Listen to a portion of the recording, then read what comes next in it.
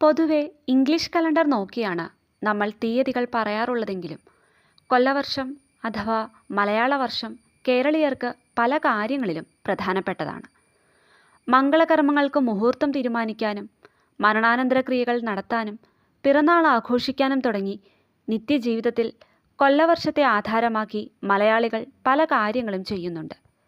BC 100 വരെ ഇന്ത്യയിൽ കാലവും തീയതിയുമൊന്നും കൃത്യമായി കണക്കാക്കുന്ന സംവിധാനങ്ങൾ ഇല്ലായിരുന്നു. പ്രകൃതിയിലെ മാറ്റങ്ങൾ നോക്കി കാലം ഇന്നതാണെന്ന് അനുമാനിക്കുന്നതായിരുന്നു പതിവ്. ഓരോ രാജാക്കന്മാരും ഭരിച്ച കാലം വെച്ച് ചില കണക്കുകൾ ചിലയിടങ്ങളിലൊക്കെ രേഖപ്പെടുത്തി വെച്ചിട്ടുണ്ടായിരുന്നു. BC 1-ാം നൂറ്റാണ്ടായപ്പോഴേക്കും കാലങ്ങൾ കണക്കാക്കാൻ ഒരേ രൂപത്തിലുള്ള പ്രാദേശിക സമ്പ്രദായങ്ങൾ നിലവിൽ വന്നു.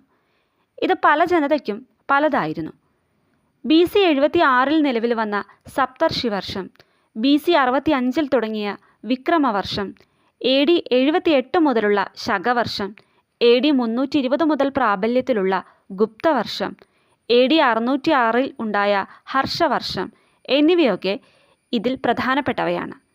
ഇക്കൂട്ടത്തിൽപ്പെട്ട ഒന്നാണ് നമ്മുടെ കൊല്ലവർഷവും. ഇത് ആരംഭിക്കുന്നത് AD 824-825 കാലത്താണ്. പണ്ടത്തെ രാജാക്കന്മാരും മറ്റും പുറപ്പെടുവിച്ചിരുന്ന കൽപ്പനകൾ അഥവാ ശാസനങ്ങൾ, രേഖകൾ എന്നിവയിൽ നിന്നൊക്കെയാണ് പഴയ കേരളം എങ്ങനെയായിരുന്നെന്ന കഥ നമുക്ക് മുന്നിൽ തുറന്നു കിട്ടുന്നത്. കൊല്ലവർഷം വരുന്നതിനു മുൻപ് ഇത്തരം രേഖകളിൽ പല വർഷങ്ങളാണ് രേഖപ്പെടുത്തിയിരുന്നത്. കലിവർഷവും ശകവർഷവുമായിരുന്നു അതിൽ പ്രധാനം.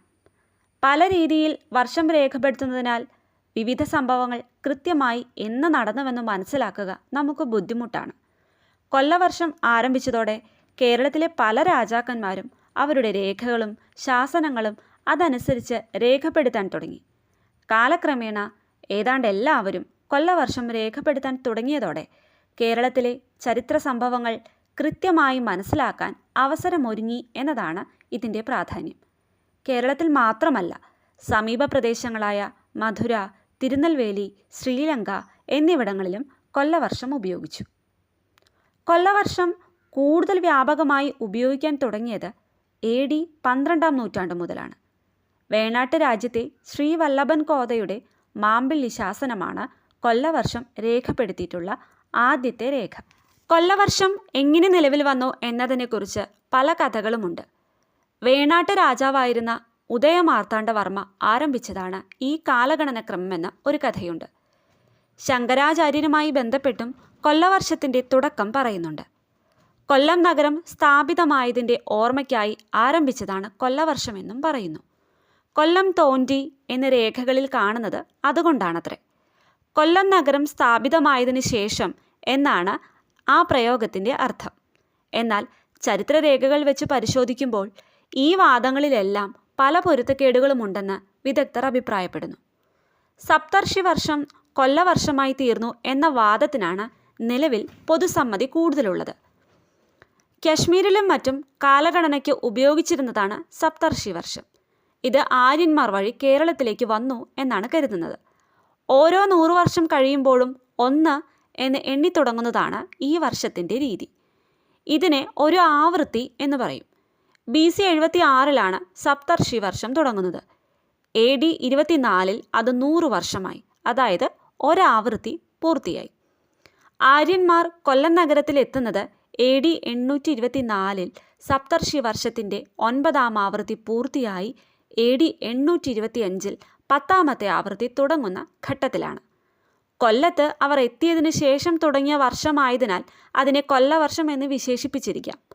പിന്നീട് കേരളത്തിൽ സപ്തർഷി വർഷ രീതിയായ ആവൃത്തി ഇല്ലാതാകുകയും വർഷത്തെ തുടർച്ചയായി എണ്ണാൻ തുടങ്ങുകയും ചെയ്തു.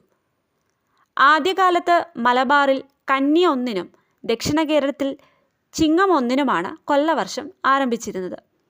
1834 വരെ തിരുവിതാംകൂറിലെ സർക്കാർ രേഖകളിൽ കൊല്ലവർഷമാണ് ഉപയോഗിച്ചിരുന്നത്. ബ്രിട്ടീഷുകാരുടെ കീഴിലേക്ക് ഭരണം മാറിയതോടെ അത് ഇംഗ്ലീഷ് വർഷത്തിലേക്ക് മാറി. ചിങ്ങത്തിൽ തുടങ്ങി കർക്കടകത്തിൽ അവസാനിക്കുന്ന 12 മാസങ്ങളാണ് ഒരു കൊല്ലവർഷം. ചിങ്ങം, കന്നി, തുലാം, വൃശ്ചികം, ധനു, മകരം, കുംഭം, മീനം, മേടം, ഇടവം, മിഥുനം, കർക്കടകം എന്നിവയാണ് കൊല്ലവർഷത്തിലെ 12 മാസങ്ങൾ.